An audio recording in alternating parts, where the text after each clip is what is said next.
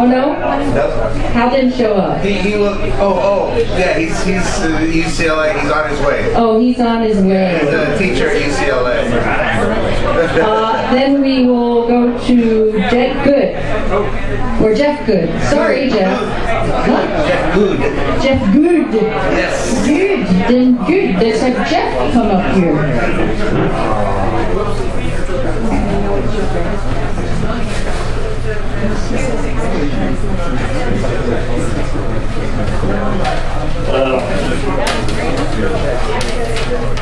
Hello, my name is Jeff Goode. Just in case there was any confusion there earlier.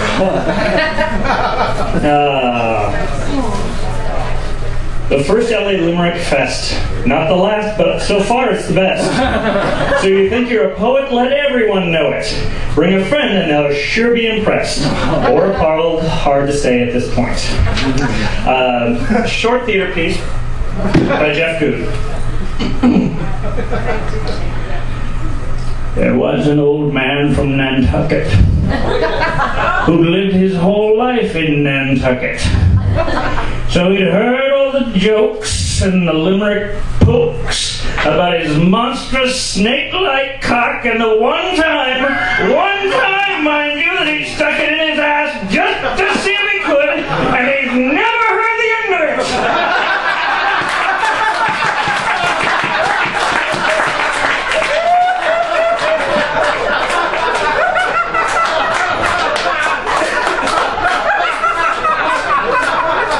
In Nantucket. All right.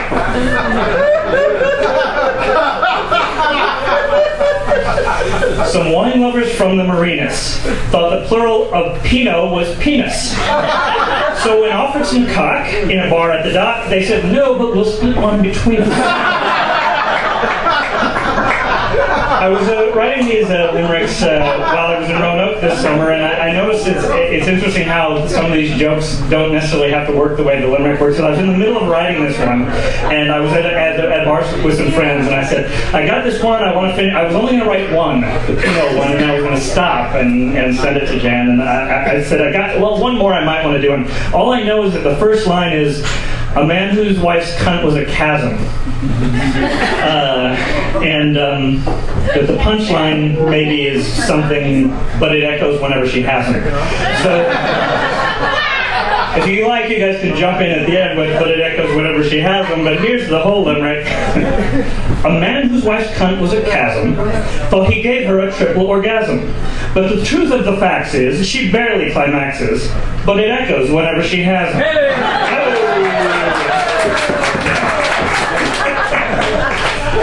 A prosthesis inventor named Simon gave his girlfriend a hydraulic hymen. Then one night he got caught when she tightened her twat, and it crushed his dick into a diamond.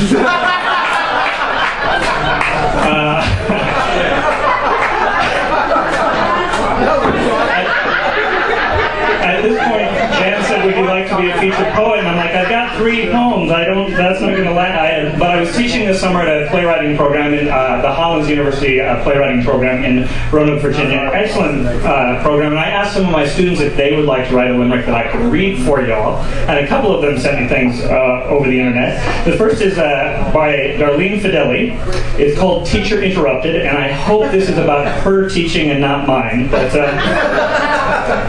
one thing I have noticed in students is that they are often a nuisance. They pound on my door when I'm drunk on the floor and disturb my repose with imprudence. And the second one is by Brandon Dumond. I hope you all get this one, get the reference for this, but if not, too bad for you. Go watch the movie. And please, pardon my French. I mean, seriously, because my French is awful. A man walks into a talent agency. I have an amazing new act. I spank it and spew on a cat. Her kitten's abort. Je mange merde et morte. And it's called The Aristocrat.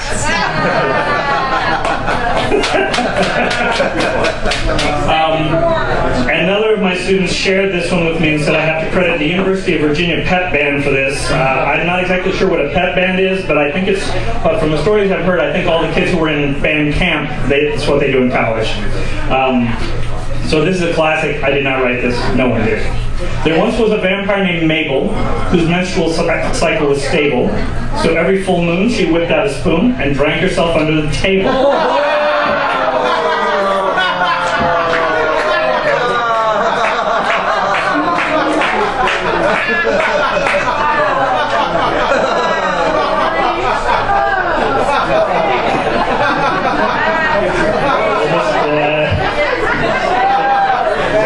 Some other dirty ones. That's a nice one. We'll just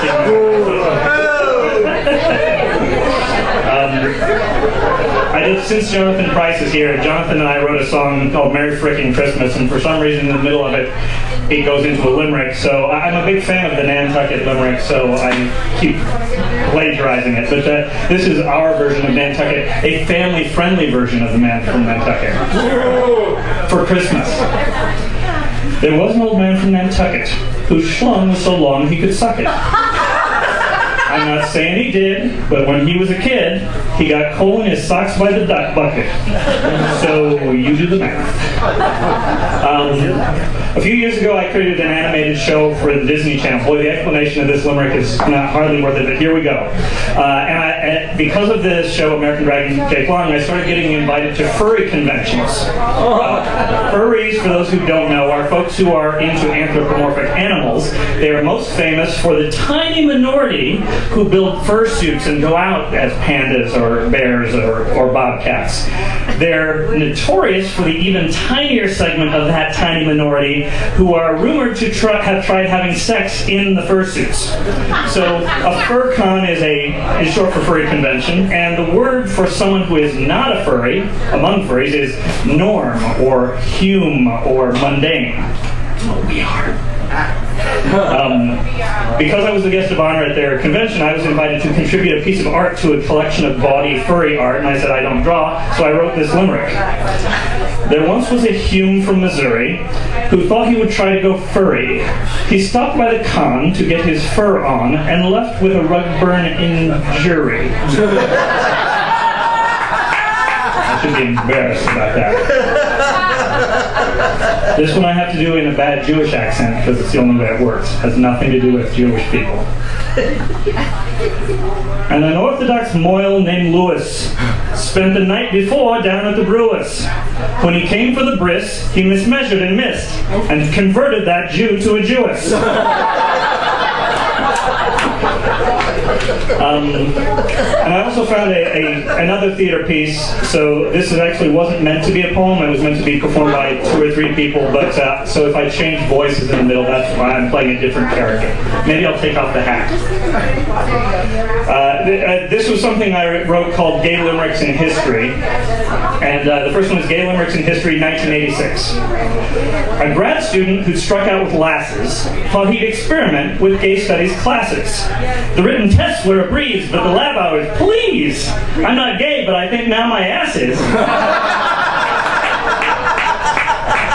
Gay Limericks in History, 1996. A young White House assistant named Dale spent his internship doing the mail. He denied being gay. No, I don't swing that way. Yes, I smoke, but I do not inhale.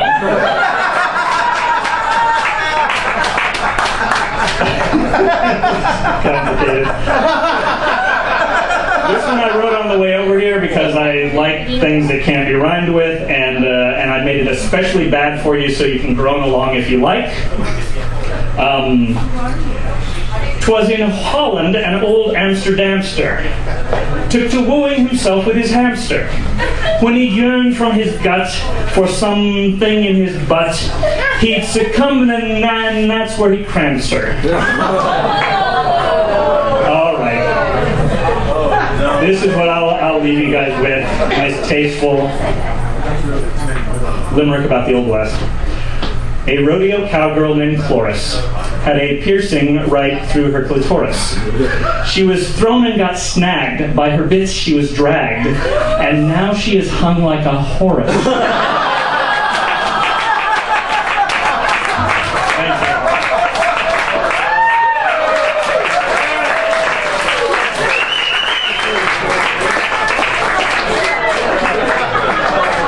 Just Goode.